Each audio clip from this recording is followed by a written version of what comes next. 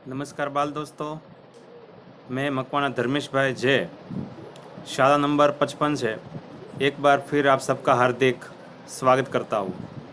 बाल दोस्तों, पिछले वीडियो में हमने तेरी है जमी काव्य का रसास्वाद एवं वचन के प्रकार के बारे में जानकारी प्राप्त की। आज उसी एकम के अंतर्गत आगे बढ़ते हुए आज हम उपसर्गों का परिचय एवं उनके प्रकार के बारे में माहिती इकट्ठा करते हैं। बाल दोस्तों, उपसर्ग के बारे में हम पहले से ही बहुत कुछ जानते हैं। उपसर्ग की परिभाषा देखें तो उपसर्ग उन शब्दों को या उन शब्दांश को कहते हैं जो किसी मूल शब्द के पूर्व में लगकर नए शब्दों का निर्माण करते हैं, अर्थात एक नए अर्थ का बोध कराते हैं। बाल दोस्तों, उपसर्ग सदैव ही शब्द के आगे लगते हैं, इस कारण उन्हें उपसर्ग कहते हैं। ये शब्दांश होने के कारण इनका अपना कोई स्वतंत्र महत्व नहीं होता, बल्कि जब शब्द के पहले लगते हैं तब एक विशेष अर्थ प्रदान करता है। शब्दांशों का अपना एक अलग ही महत्व होता है, जिनके कारण वे शब्द में बहुत बड़ा परिवर्तन लाते हैं। बाल दोस्तों, यहाँ पर एक उदाहरण दिया गया है, जैसे कि एक मूल शब्द है हार। हार शब्द अपने आप में अपना एक अर्थ प्रतीत करते हैं, लेकिन इस हार शब्द के आगे कुछ और शब्दांश यदि लगाए जाए तो वे मूल शब्द में भी परिवर्तन ला सकते हैं, यानी कि उनका एक अपना अर्थ प्रदान करते हैं। जैसे कि हार शब्द के आगे यदि हम आ उपसर्ग लगाते हैं तो एक नया शब्द बनता है आहार, और आहार का अर्थ होता है भोजन। बाल दोस्तों, इसके अलावा यदि इस शब्द के आगे उपसर्ग लगाया जाए तो जिसका अर्थ होता है उपहार, यानी कि भेंट। बाल दोस्तों, उपसर्ग सदैव ही शब्द के आगे लगते हैं, इस कारण आप उन शब्दांश को बहुत ही अच्छी तरह से ढूंढ सकते हैं। एक और उदाहरण है गुण। बाल दोस्तों, गुण का अर्थ होता है किसी के अंदर विशेषता, लेकिन जब हम गुण शब्द के आगे एक शब्दांश लगाते हैं जैसे कि नि, तो एक नया शब्द बनता है जिसका नाम होता है निर्गुण। इसी प्रकार स लगने से सगुण, अ लगने से अवगुण और दु लगने से दुर्गुण शब्द बनता है। बाल दोस्तों, आपने एक ही शब्द के कई स्वरूप देखे, निर्गुण, सगुण, अवगुण और दुर्गुण, लेकिन एकमात्र शब्द ऐसा है जिसमें कोई परिवर्तन नहीं आया, जैसे गुण। तो इस प्रकार हम शब्द के आगे एक शब्दांश लगाकर नया शब्द बना सकते हैं। बाल दोस्तों, यहाँ पर एक शब्द है योग। योग का अर्थ होता है साधना, लेकिन यदि इसी शब्द के आगे हम एक अन्य शब्दांश लगा देते हैं जैसे प्र शब्द योग के आगे लगने से प्रयोग, स लगाने से संयोग, वी लगाने से वियोग और उप लगाने से उपयोग शब्द का निर्माण होता है। ये सभी शब्द अपने अपने अलग अलग अर्थ प्रकट करते हैं। बाल दोस्तों, जिस प्रकार एक शब्द है देश। देश के आगे यदि आप एक शब्दांश लगा देते हैं स्व, तो बन जाता है स्वदेश। इसी प्रकार वी लगाने से विदेश, अनु लगाने से अनुदेश और उपदेश शब्द का निर्माण होता है। बाल दोस्तों, उपसर्ग के कारण हम अपने शब्द में बहुत से परिवर्तन ला सकते हैं और परिवर्तन के साथ साथ उनके अर्थ भी बदल जाते हैं। आपकी पाठ्यपुस्तक में भी बहुत से ऐसे उदाहरण दिए गया है। निम्नलिखित शब्दों के उच्चारण कीजिए और उनका अर्थ समझने का प्रयत्न कीजिए। जिस प्रकार बाईं ओर शब्दांश और दाईं ओर नया शब्द दिया गया है।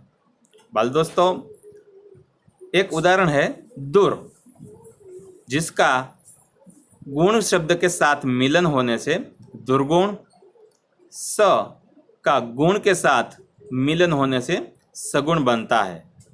इसी प्रकार बहुत से उदाहरण आपकी पाठ्यपुस्तक में दिया गया है, जैसे कि योग, संयोग, योग, उपयोग, देश, विदेश वगैरह वगैरह।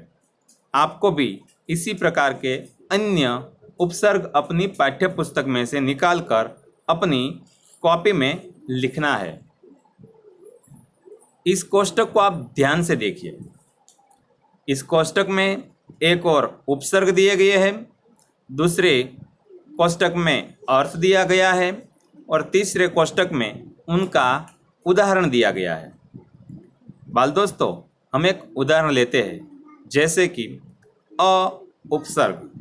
अ उपसर्ग का अपना कोई अर्थ हो तो वह है कभी नहीं या निषेध, लेकिन जब वह किसी अन्य शब्द के आगे लगते हैं तब वह एक और अलग अर्थ प्रदान करते हैं। जैसे ज्ञान शब्द के आगे अ लगने से अज्ञान बन जाता है। गम शब्द के आगे अ लगाने से अगम बनता है। मर शब्द के आगे अ लगाने से अमर बन जाता है।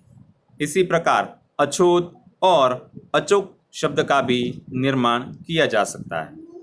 बाल दोस्तों, आपकी पाठ्यपुस्तक में इसी प्रकार के बहुत से उपसर्गों की यादी दी गई है।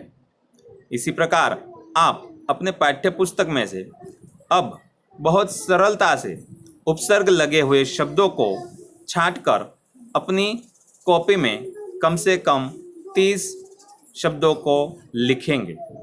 बाल दोस्तों, उपसर्गों के प्रकार के बारे में माहिती प्राप्त करते हैं। बाल दोस्तों, उपसर्ग के कुल 5 प्रकार दिए गए हैं, जिनमें से पहला प्रकार है संस्कृत के उपसर्ग, दूसरा प्रकार हिंदी के उपसर्ग, तीसरा प्रकार विदेशी उपसर्ग, चौथा प्रकार उर्दू और फारसी के उपसर्ग और पांचवा प्रकार अंग्रेजी के उपसर्ग।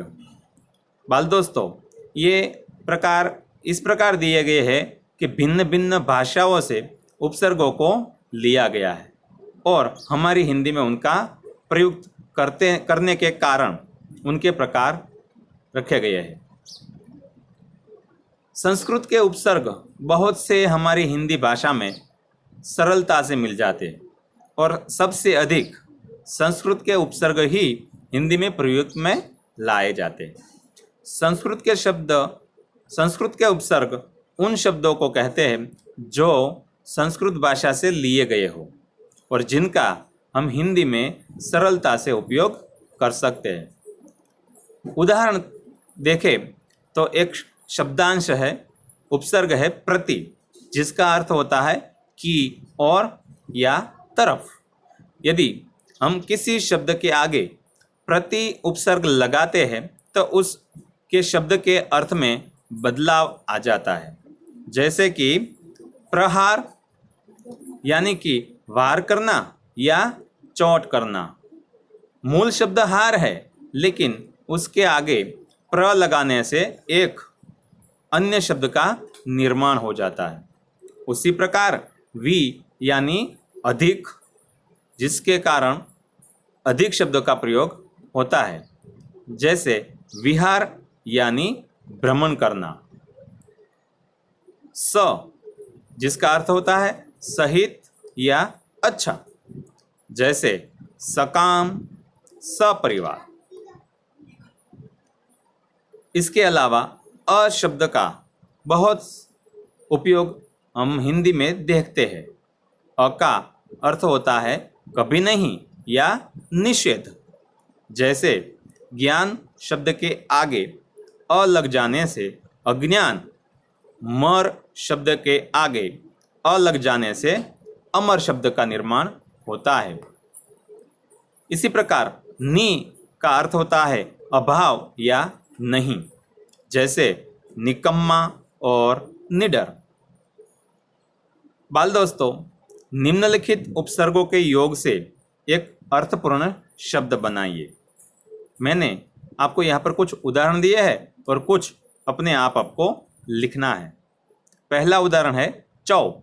चौ का अर्थ होता है चार, जैसे चौराहा, चौपाई। इसके अलावा बिन यानी बगैर, जैसे बिन बादल। इसके अलावा पर का अर्थ होता है दूसरा, जो आपको अपने आप ढूंढ कर लिखना है। अन यानी नहीं या ना। उदाहरण है अनजान। पांचवा शब्द है अध यानी अधूरा।